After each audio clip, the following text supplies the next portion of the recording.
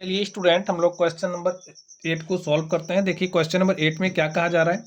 एक समकोण त्रिभुज ए बी सी में जिसमें कोण सी समकोण है। हमारे पास एक समकोण त्रिभुज है ए बी सी जिसमें कोण सी क्या है, समकोण है।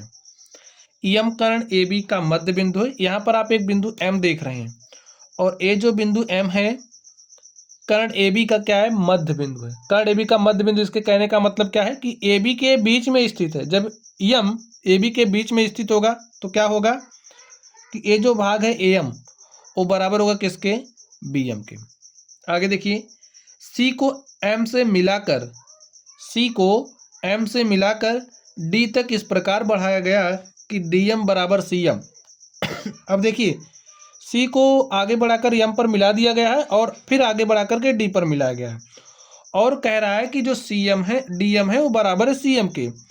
तो ये जो आप डी एम देख रहे हैं, देखिए डी एम यही है और ये जो डी एम है वो बराबर है किसके, सी एम के। इसके बराबर है, इतना इसके बराबर है।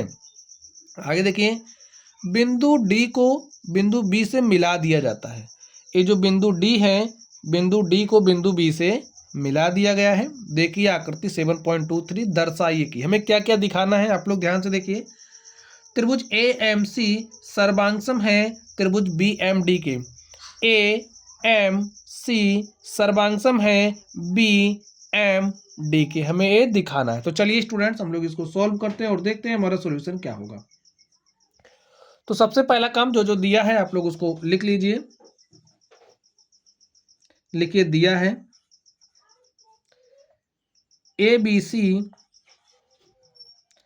बी सी एक समकोण त्रिभुज है। एक समकोण त्रिभुज है जिसमें जो कोण सी है, कोण सी समकोण है। बिंदु एम और क्या है, जो बिंदु एम है कर्ण ए बी का, कर्ण ए बी है, कर्ण ए बी का क्या है, मध्य बिंदु है। ए बी का मध्य बिंदु है। इसलिए जब देखिए एम मध्य बिंदु होगा तो क्या होगा, इसलिए जो हमारा ए एम है वो बराबर होगा बी एम के। ठीक है स्टूडेंट। और देखिए हमें क्या दिया गया है, हमें दिया गया है कि जो हमारा डी एम है बराबर सी एम है। ठीक है, और जो डी एम है वो बराबर सी एम, ये भी हमें दिया गया है। चलिए नेक्स्ट देखते हैं। अब देखिए हमें सिद्ध क्या करना है। फर्स्ट नंबर में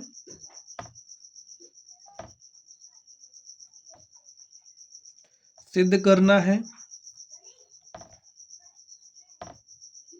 क्या सिद्ध करना है, त्रिभुज ए एम सी सर्वांगसम है त्रिभुज बी एम डी के। ए एम सी सर्वांगसम दिखाना है बी एम डी के। तो चलिए हम लोग दिखाते हैं। तो लिखिए प्रमाण।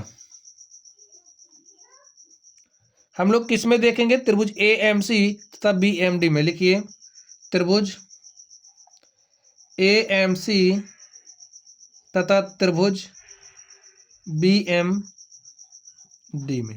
इसमें आपको क्या मिलेगा, आप लोग ध्यान से देखिए। जो हमारा ए एम है भाई, त्रिभुज ए एम सी तथा बी एम डी में जो हमारा ए एम है वो बराबर किसके, बी एम है। ए एम बराबर बी एम, इसको हमने किस आधार पे लिखा, देखिए हमें दिया गया है ए एम बराबर बी एम। ठीक है, ये है दिया है। और देखिए जो हमारा त्रिभुज ए एम सी में जो सी एम है वो बराबर किसके, डी एम है। तो लिख दीजिए सी एम बराबर है डी एम को, और ए भी हमें क्या है, दिया है। अब स्टूडेंट्स आप लोग एक बात और ध्यान से देखिए, ए जो हमारा कोण है, ए जो कोण है वो बराबर होगा इस कोण के। अब आप कहोगे ऐसा कैसे हो जाएगा, तो आपने शीर्षाभिमुख कोण के बारे में पढ़ा होगा कि जो हमारे शीर्षाभिमुख कोण है वो बराबर होता है। आप समझिए, जब दो रेखाएं आपस में एक दूसरे को कुछ इस तरीके से प्रतिच्छेद करती हैं तो जो ए वाला कोण है वो बराबर होता है इस वाले कोण के, ए वाला जो कोण होता है बराबर होता है इस वाले कोण के। तो यहाँ पर ए जो एंगल है इस एंगल के बराबर होगा। तो लिखिए, तो हमारा एंगल बी एम, इसमें देखिए A M C, angle A M C बराबर होगा किसके, बी एम डी के। ठीक है स्टूडेंट, क्यों, क्योंकि शीर्षाभिमुख कोण है, चूंकि ये क्या है, शीर्षाभिमुख कोण है।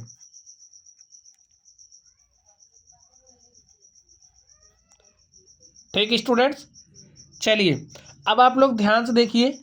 देखिए इसके संगत भुजा ए है, इसके संगत कोण ए है और इसके संगत भुजा ए है। तो संगत भुजा तथा कोण बराबर है, तो इसलिए यहां से हमें क्या मिलेगा, साइड एंगल साइड।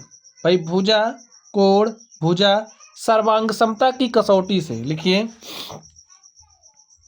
लिखिए साइड एंगल साइड सर्वांग समता, सर्वांग समता की कसौटी से त्रिभुज ए एम सी सर्वांगसम है त्रिभुज बी एम डी के। और स्टूडेंट्स आप देख सकते हैं जो हमारा फर्स्ट नंबर था, फर्स्ट नंबर में हमें यही दिखाना था। तो इस तरीके से हमारा क्या हुआ, सिद्ध हुआ। ठीक है, चलिए अब हम लोग इस दूसरे नंबर पर चलते हैं और देखते हैं दूसरे नंबर का सॉल्यूशन क्या होगा। तो दूसरे नंबर में क्या दिखाना है, जो हमारा एंगल डी बी सी है वो क्या है, एक समकोण है। डी बी सी क्या है, एक समकोण है, हमें ऐसा दिखाना है। तो चलिए हम लोग चलते हैं और देखते हैं इसका सॉल्यूशन क्या होगा।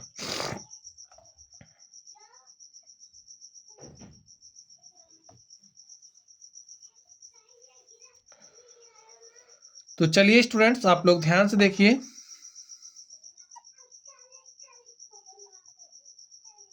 तो दूसरे नंबर में क्या सिद्ध करना है,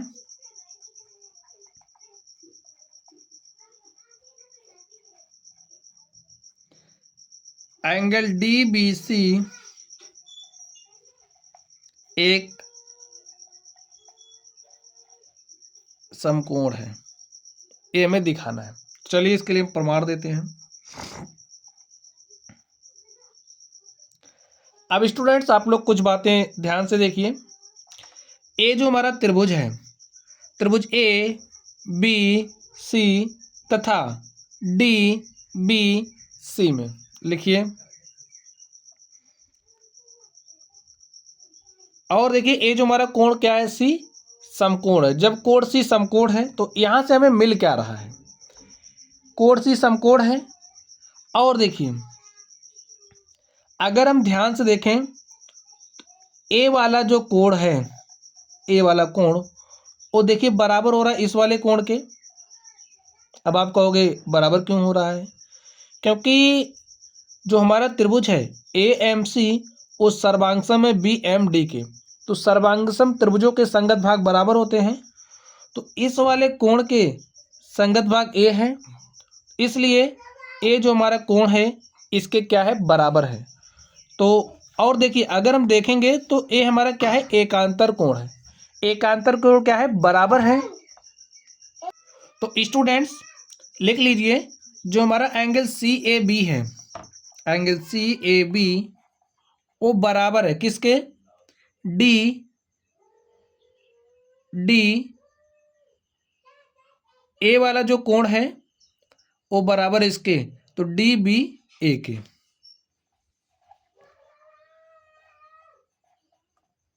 क्यों बराबर है, क्योंकि एकांतर कोण है।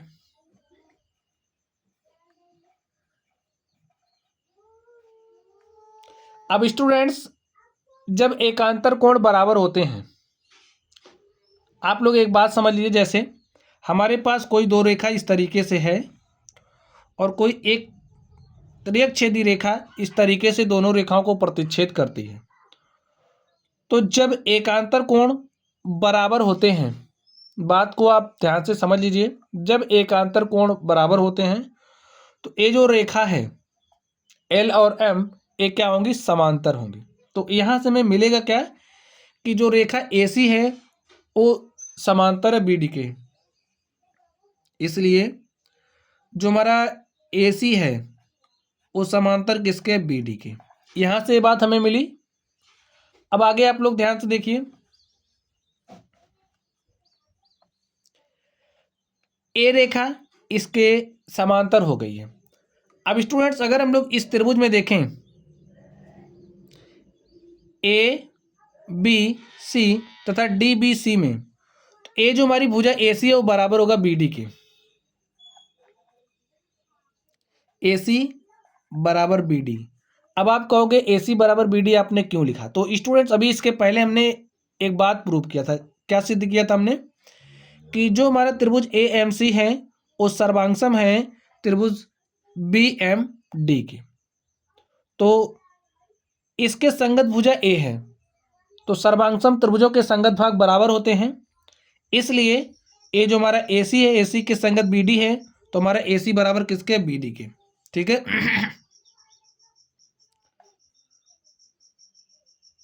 लिख दीजिए, चूंकि सर्वांगसम त्रिभुजों के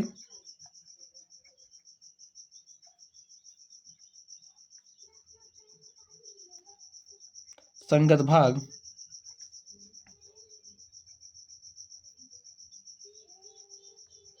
बराबर होते हैं। इसको हमने किसके लिए आधार पर लिखा है, जो अभी हमने सिद्ध किया था ना, त्रिभुज ए एम सी वो सर्वांगसम है त्रिभुज बी एम डी की। ये बात हमें वहां से मिली है, तो हम तो इतना लिख ही सकते हैं। चलिए अब आप लोग ध्यान से देखिए, अब आपको करना क्या है, ध्यान से देखना है। तो आप ध्यान से देखिए, हमें क्या दिखाना है, एंगल डी बी सी एक समकोण है। लिखिए स्टूडेंट्स, अब जो हमारा त्रिभुज ए बी सी तथा डी बी सी में, ए बी सी तथा डी सी बी में, ऐसा लिख दीजिए, त्रिभुज डी सी बी में। तो इसमें स्टूडेंट्स अब आपको क्या मिलेगा, आप लोगों को ध्यान से देखना है। ये जो एंगल बी है, या फिर ऐसा लिखिए एंगल डी बी सी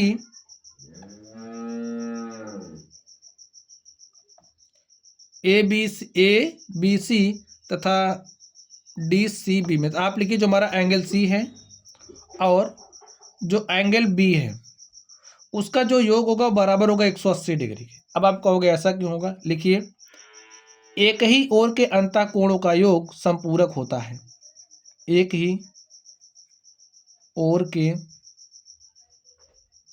अंतःकोणों का योग कोणों का योग संपूरक अर्थात 180 डिग्री होता है। बच्चों जब दो रेखाएं हैं समांतर होती हैं और कोई रेखा इस तरीके से प्रतिच्छेद करती है, तो यहाँ पर कुछ कोण बनता है, यहाँ पर भी बनेगा, तो एक ही ओर के अंतःकोणों का योग संपूरक होता है। अगर जैसे ये रेखा है, इस रेखा के एक ही ओर यानी कि इसका और इसका योग आप लोगे तो 180 डिग्री होगा, या फिर इसका और इसका आप योग लोगे तब भी कितना होगा, 180 डिग्री होता है। ठीक है, 180 डिग्री होता है। तो अब आप लोग ध्यान से देखिए, अब हम इसका योग ले रहे हैं। देखिए ये जो रेखा BC है वो एक तिर्यक छेदी रेखा की तरह काम कर रही है, और जो AC है वो समांतर है BD के, यहां से हम देख ही चुके हैं। अब अगर हम इसका और इसका योग लेंगे, ठीक है, देखिए एक ही ओर के अंतःकोण है, तो एक ही ओर के अंतःकोणों का योग कितना होता है, 180 डिग्री। तो इसका और इसका जब हम योग लेंगे तो ये भी 180 डिग्री ही होगा। तो लिखिए angle C plus angle B is equal to 180 degree. और स्टूडेंट्स ये हमें दिया गया है कि जो एंगल C है वो क्या है, समकोण है। समकोण है अर्थात 90 डिग्री है, तो 90 degree plus angle B is equal to 180 degree. तो यहाँ से जब हम सॉल्व करेंगे तो एंगल B हमारा कितना आ जाएगा, 90 डिग्री। तो हमें क्या दिखाना था, DBC, तो त्रिभुज डी बी सी में जो हमारा कोण बी है वो क्या है, समकोण है। तो यही हमें दिखाना था, हमने दिखा दिया है। आप चाहे एंगल बी लिखिए या फिर डी बी सी लिखिए, दोनों बात एक ही है। तो इस तरीके से हमारा क्या हो चुका है, प्रूव्ड हो चुका है। चलिए अब हम लोग नेक्स्ट चलते हैं और देखते हैं अगले नंबर का सॉल्यूशन क्या होगा। अगले नंबर में देखिए मैं क्या दिखा रहा है, त्रिभुज डी बी सी सर्वांगसम है त्रिभुज ए बी सी के। डी बी सी सर्वांगसम है ए सी बी के। तो चलिए हम लोग इसको भी देख लेते हैं।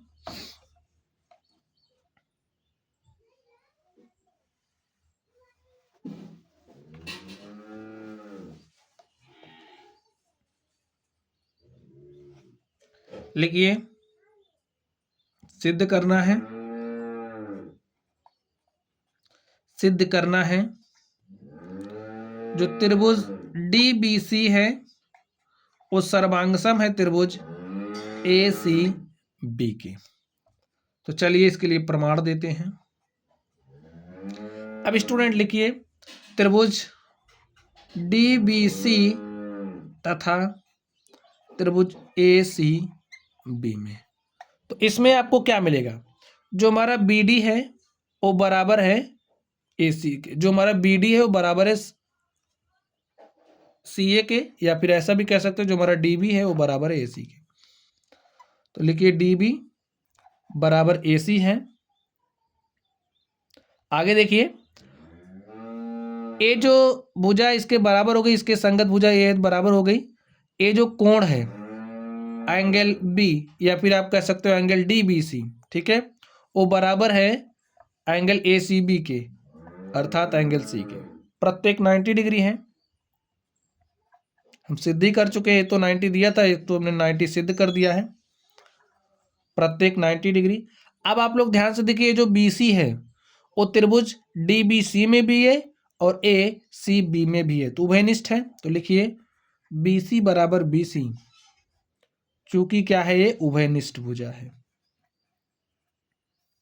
ठीक है स्टूडेंट, अब आप लोग ध्यान से देखिए, साइड भाई इसके संगत ए भुजा हो गई, इसके संगत ए कोण बराबर है, ए भुजा इसके बराबर। तो लिखिए साइड एंगल साइड सर्वांग समता की कसौटी से, सर्वांग समता की कसौटी से त्रिभुज डी बी सी सर्वांगसम है ए सी बी के, त्रिभुज ए सी बी। और स्टूडेंट यही हमें प्रूव करना था और हमने इसको प्रूव्ड कर दिया है। तो इस तरीके से ये जो हमारा क्वेश्चन नंबर 8 था, हमने इसको सॉल्व कर लिया है। तो चलिए आप लोग पढ़ते रहिए। अगर आप लोगों को कोई भी डाउट हो तो कमेंट बॉक्स में कमेंट करना। वीडियो पसंद आए तो वीडियो को लाइक कीजिएगा, चैनल पर नए हो तो चैनल को सब्सक्राइब कर देना। चलिए आप लोग पढ़ते रहिए। Thank you.